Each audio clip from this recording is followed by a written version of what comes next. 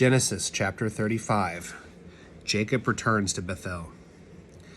Then God said to Jacob, "Go up to Bethel and settle there, and build an altar there to God, who appeared to you when you were fleeing from your brother Esau." So Jacob said to his household and to all who were with him, "Get rid of the foreign gods you have with you, and purify yourselves and change your clothes. Then come, let us go up to Bethel, where I will build an altar to God, who answered me in the day of my distress, and who has been with me wherever I have gone." So they gave Jacob all of the foreign gods they had and the rings in their ears, and Jacob buried them under the oak at Shechem. Then they set out, and the terror of God fell on the towns all around them, so that no one pursued them. Jacob and all the people with him came to Luz, that is Bethel, in the land of Canaan. There he built an altar, and he called the place El Bethel, because it was there that God revealed himself to him when he was fleeing from his brother. Charlotte. Now Deborah, Rebekah's nurse, died and was buried under the oak outside Bethel, so it was named Allon Bakuth. After Jacob returned from Paddan Aram, God appeared to him again and blessed him. God said to him, "Your name is Jacob, but you will no longer be called Jacob. Your name will be Israel." So he named him Israel. And God said to him, "I am God Almighty. Be fruitful and increase in number. A nation and a community of nations will come from you. And kings will be among your descendants. The land I gave to Abraham and Isaac I also give to you, and I will give this land to your descendants after you." Then God went up from him at the place where he had talked with him. Jacob set up a stone pillar at the place where God had talked with him, and he poured out a drink offering on it. He also poured oil on top of it. Jacob called the place where God had talked with him Bethel. The deaths of Rachel and Isaac. Then they moved on from Bethel. While they were still some distance from Ephrath, Rachel began to give birth and had great difficulty. And as she was having great difficulty in childbirth, the midwife said to her, "Don't despair, for you have another son." As she breathed her last, for she was dying, she named her son Benoni, but his father named him Benjamin. So Rachel died and was buried on the way to Ephrath, that is Bethlehem. Over her tomb, Jacob set up a pillar. Charlotte, And to this day, that pillar marks Rachel's tomb. Israel moved on again and pitched his tent beyond Migdal Eder. While Israel was living in that region, Reuben went in and slept with his father's concubine Bilnah, and Israel heard of it. Jacob had 12 sons. The sons of Leah were Reuben, the firstborn of Jacob, Simeon, Levi, Judah, Issachar, and Zebulun. The sons of Rachel were Joseph and Benjamin. The sons of Rachel's servant Bilnah were Dan and Naphtali. The sons of Leah's servant Zilpah were Gad and Asher. These were the sons of Jacob, who were born to him in Paddan Aram. Jacob came home to his father Isaac in Mamre, near Kiriath Arba, that is Hebron, where Abraham and Isaac had stayed. Isaac lived 180 years. Then he breathed his last and died, and was gathered to his people, old and full of years, and his sons Esau and Jacob buried him. Genesis 36, Esau's descendants. This is the account of the family line of Esau, that is Edom. Esau took his wives from the women of Canaan, Adah, daughter of Elon the Hittite, and Oholibamah, daughter of Anna, the granddaughter of Zibeon the Hivite, also Basemath, daughter of Ishmael, and sister of Nebaioth. Adah bore Eliphaz to Esau, Basemath bore Reuel, and Oholibamah bore Jehush, Jalem, and Korah. These were the sons of Esau, who were born to him in Canaan. Esau took his wives and sons and daughters and all the members of his household, as well as his livestock and all his other animals and all the goods he had acquired in Canaan, and moved to a land some distance from his brother Jacob. Their possessions were too great for them to remain together. The land where they were staying could not support them both because of their livestock. So Esau, that is Edom, settled in the hill country of Seir. This is the account of the family line of Esau, the father of the Edomites in the hill country of Seir. These are the names of Esau's sons: Eliphaz, the son of Esau's wife Ada, and Reuel, the son of Esau's wife Basemath. The sons of Eliphaz were Teman, Omar, Zepho, Gatam, and Kenaz. Esau's son Eliphaz had a concubine named Timnah, who bore him Amalek. These were grandsons of Esau's wife Ada. The sons of Reuel were Nahath, Zerah, Shammah, and Mizah. These were grandsons of Esau's wife Basemath. The sons of Esau's wife Oholibamah, daughter of Anna and granddaughter of Zibeon, whom she bore to Esau: Jehuish, Jolim, Korah. These were the chiefs among Esau's descendants. The sons of Eliphaz, the firstborn of Esau: chiefs Teman, Omar, Zepho, Kenaz, Korah, Gatam, Amalek. These were the chief descendants from Eliphaz and Edom. They were grandsons of Ada. The sons of Esau's son Reuel: chiefs Nahath, Zerah, Shammah, and Mizah. These were the chiefs descended from Reuel and Edom. They were grandsons of Esau's wife Basemath. The sons of Esau's wife Oholibamah: chiefs Jehuish, Jolim, and Korah. These were the chiefs descended from Esau's wife Oholibamah, daughter of Anna. These were the sons of Esau, that is Edom, and these were their chiefs. These were the sons of Seir the Horite, who were living in the region: Lotan, Shobal, Zibeon, Anna, Dishon, Ezer, and Dishan.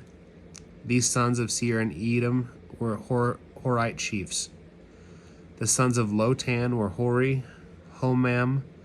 Timnah was Lotan's sister. The sons of Shobal were Alvan, Manhath, Abel, Shepo, and Onam. The sons of Zibeon were Ahai and Anna. This is the Anna who discovered the hot springs in the desert while he was grazing the donkeys of his father Zibeon. The children of Anna were Dishon and Avan. The sons of the children of Anna were Dishon and Oholibamah, daughter of Anna. The sons of Dishon were Hemdan, Eshban, Ithran, and Karen. The sons of Izar were Bilhan, Zavin, and Akan. The sons of Dishtan were Uz and Aran. These were the Horite chiefs: Lotan, Shobal, Zibeon, Anna, Dishon, Ezer, and Dishtan. These were the Horite chiefs according to their divisions in the land of Seir. The rulers of Edom. These were the kings who reigned in Edom before any Israelite king reigned. Bela, son of Beor, became king of Edom. His city was named Dinhabah. When Bela died, Jacob, son of Zerah from Bozrah, succeeded him as king. When Jobab died, Husham from the land of the Temanites succeeded him as king. When Husham died, Hadad, son of Bedad, who defeated Midian in the country of Moab, succeeded him as king. His city was named Evith. When Hadad died, Samlah from Marshka succeeded him as king. When Samlah died, Shaul from Rehoboth on the river succeeded him as king. When Shaul died, Baal-Hanan, son of Akobar, succeeded him as king. When Baal-Hanan, son of Akbor, died, Hadid succeeded him as king. His city was named Pau, and his wife's name was Mehotebel, daughter of Matred, the daughter of Mezahab. These were the chiefs descended from Esau by name according to their clan and regions: Timnah, Alvan, Jeheth, Olbamath, Elah, Pinon, Kenan, Teman, Mibarzar, Magdiel, and Iram. These were the chiefs of Edom according to their settlements in the land they occupied. This is the family line of Esau, the father of the Edomites. Genesis 37. Jacob lived in the land where his father had stayed, the land of Canaan. This is the account of Jacob's family line. Joseph, a young man of 17, was tending the flocks of his brothers, the sons of Bilhah, the sons of Zilpah, and his father's wives, and he brought their father a bad report about them. Now Israel loved Joseph more than any of his other sons, because he had been born to him in his old age. and he made an ornate robe for him. When his brothers saw that their father loved him more than any of them, they hated him and could not speak a kind word to him. Joseph had a dream, and when he told it to his brothers, they hated him all the more. He said to them, "Listen to this dream I had. We were binding sheaves of grain out in the field when suddenly my sheaf rose and stood upright, while your sheaves gathered around mine and bowed down to it." His brothers said to him, "Do you intend to reign over us? Will you actually rule us?" And they hated him all the more because of his dream and what he had said. Then he had another dream, and he told it to his brothers. "Listen," he said, "I had another dream, and this time the sun and moon and 11 stars were bowing down to me." When he told his father as well as his brothers, his father rebuked him and said, "What is this dream you had? Will your mother and I and your brothers actually come and bow down to the ground before you?" His brothers were jealous of him, but his father kept the matter in mind. Joseph sold by his brothers. Now his brothers had gone to graze their father's flocks near Shechem, and Israel said to Joseph, "As you know, your brothers are grazing the flocks near Shechem. Come, I am going to send you to them." "Very well," he replied. So he said to him, "Go and see if all is well with your brothers and with the flocks, and bring word back to me." Then he sent him off from the valley of Hebron. When Joseph arrived at Shechem, a man found him wandering around in the fields and asked him, "What are you looking for?" He replied, "I am looking for my brothers. Can you tell me where they are grazing their flocks?"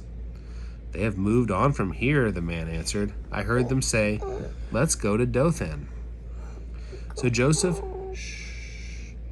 Joseph went after his brothers and found them at Dothan. But they saw him in the distance, and before he reached him, they plotted to kill him. "Here comes that dreamer," they said to each other. "Come now, let's kill him and throw him into one of these cisterns and say that a ferocious animal devoured him. Then we'll see what comes of his dreams." When Reuben heard this, he tried to rescue him from their hands. "Let's not take his life," he said. "Don't shed any blood. Throw him in the cistern here in the wilderness, but don't lay a hand on him." Reuben said this to rescue him and from them and take him back to his father. So when Joseph came to his brothers, they stripped him of his robe, the ornate robe he was wearing, and they took him and threw him into the cistern. The cistern was empty, there was no water in it. As they sat down to eat their meal, they looked up and saw a caravan of Ishmaelites coming from Gilead. Their camels were loaded with spices, balm, and myrrh, and they were on their way to take them to Egypt. Judah said to his brothers, "What will we gain if we kill our brother and cover up his blood? Come, let us sell him to the Ishmaelites and not lay our hands on him. After all, he is our brother, our own flesh and blood." His brothers agreed. So when Midianite merchants came by, his brothers pulled Joseph up out of the cistern and sold him for 20 shekels of silver to the Ishmaelites, who took him to Egypt. When Reuben returned to the cistern and saw that Joseph was not there, he tore his clothes. He went back to his brothers and said, "The boy isn't there. Where can I turn now?" Then they got Joseph's robe, slaughtered a goat, and dipped the robe in the blood. They took the ornate robe back to their father and said, "We found this. Examine it to see if whether they say is true."